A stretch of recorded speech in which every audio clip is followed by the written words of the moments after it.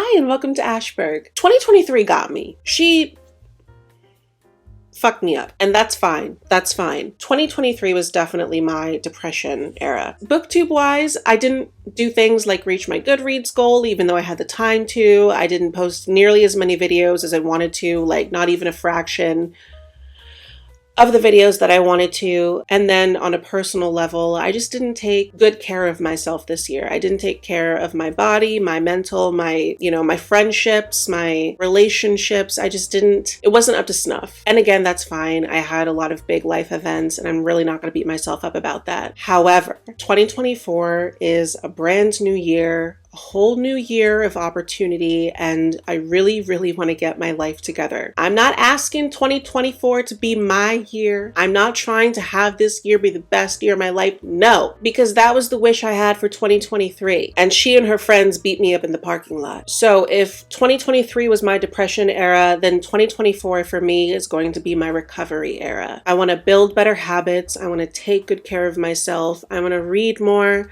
I put like really strict locks on my social media. And then in terms of booktube, I want to spend a lot more time on my channel, posting regularly, sticking to an upload schedule, reading more, getting to talk about a wider variety of books, the whole shebang. I don't have any hard goals of like benchmarks I want to hit, none of that. I just want to sit here in front of the camera and have fun with you guys like we've been doing. But yeah, so we're gonna turn it around in 2024 as best we can, and it's gonna be good. It's gonna be good. So for this video, to start the year off right, we are going to discuss some reading goals and then also do a book haul of a bunch of books that I've collected like within the last couple weeks, many of which I was able to obtain by tricking my dad out of his wallet. Stealing in general is not okay, but stealing from your parents is your birthright.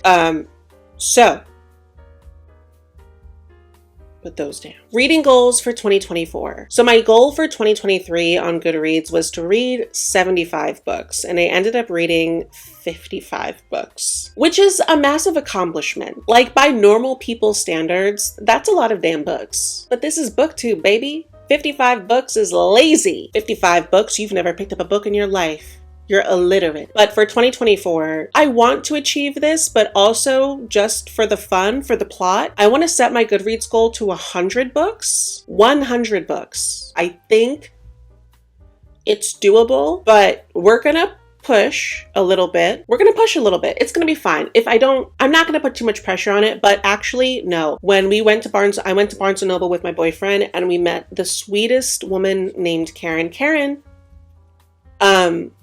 She doesn't know about this channel. She's 75 years old and she overheard me telling my boyfriend that I was going to read 100 books in 2024, being all braggadocious in the fiction aisle. And she stopped me to be like, oh my God, you're going to read 100 books this year? Like, that's so great. And we started talking. And now she thinks that I'm going to read 100 books this year. So scratch everything I said about not putting pressure on myself. For Karen, I will read 100 books this year. Everything I do this year is for you, Karen. But I do have reading goals outside of just my Goodreads goals. The first being that I want to incorporate more nonfiction. I need to get better with this. There are so many good nonfiction books out of there. I think my biggest problem is that I don't like the anecdote. Like, when you're reading a nonfiction book, especially self-help books or psychology books, and before they tell you the actual steps you should be taking, they say, from this Dr. Louis Armstrong, saw a kite in the sky and thought to himself, oh, that's how your atoms must look in your body. Like all that kind of stuff.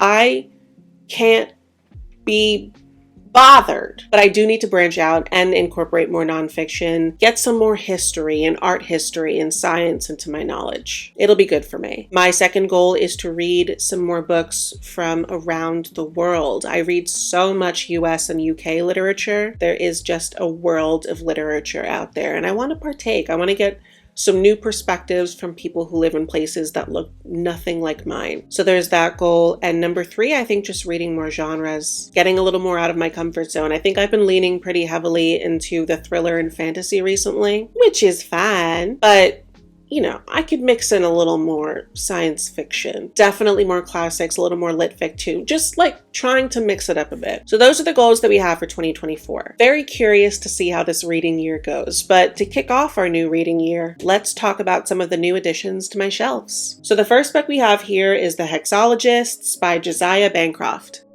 This one. So the hexologists are the Wilbys, and they just run around helping people with their weird little problems. Problems that involve hexes and charms and the like. But one day, they are approached by the royal secretary, who begs them for help because the king is obsessed with getting baked into a cake. King cake. I'd have a slice. A little bit of ice cream. It's fine.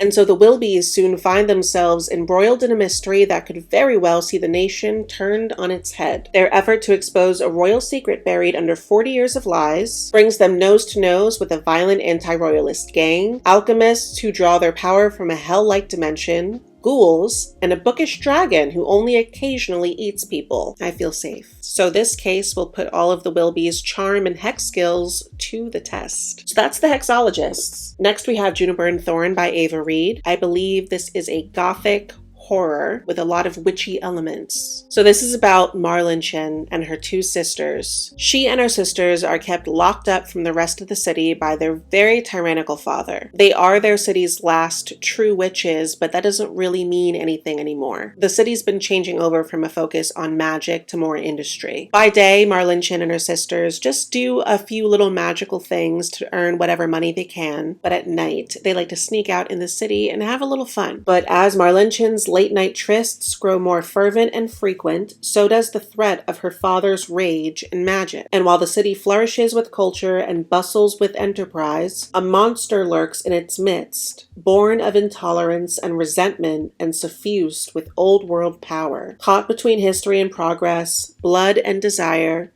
Marlinchen must draw upon her own magic to keep her city safe and find her place within it. I haven't heard too much about this book except that it's gross. Like, it's really gross. So I'm excited for that. A bit of a departure. This is The Romanovs by Simon Montefiore. If you're not familiar with the Romanovs, they are one of the most successful dynasties in modern times, a Russian dynasty. This particularly dramatic, messy, sloppy, conniving Russian royal family. So Montefiore just chronicles the entire life of their empire and all of the insanity that happens during it. I wanted to pick up something that was going to be both historic and nonfiction, but also really fun. And a lot of people online recommended this for if you were trying to get a little more into history. When I was looking for reviews on this book, one person rated it really poorly, said that it emphasized the trashy side of the Romanov family and wasn't more formal. You want to know who he wrote this book for?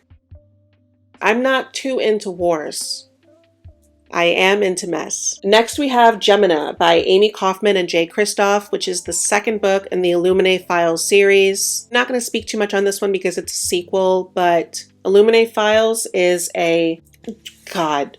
just really fun, tense, explosive, young adult science fiction series. I really can't get too much into it, but in the first book, this planet gets blown up by some corporation. All of the planet survivors are herded onto this big ship, this spaceship, and they are trying to book it to get help. But meanwhile, they're being chased by the corporation's spaceship, and they want to kill the survivors or else, they'll be outed as people who committed a genocide. And then all this crazy stuff happens. I laughed, I cried, I screamed.